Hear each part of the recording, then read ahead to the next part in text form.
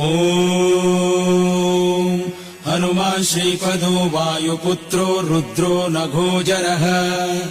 अमर्त्युर्वीरवीरश्च ग्रामावासो जनाश्रयः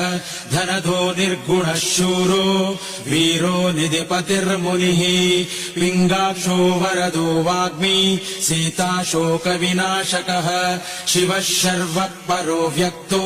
व्यक्ताव्यक्तो धराधरः पिङ्गकेशः पिङ्गरोमा श्रुतिगम्यः सनातनः अनादिर्भर्गवान् देवो विश्वहेतुर्जनाश्रयः आरोग्यकर्ता विश्वेशो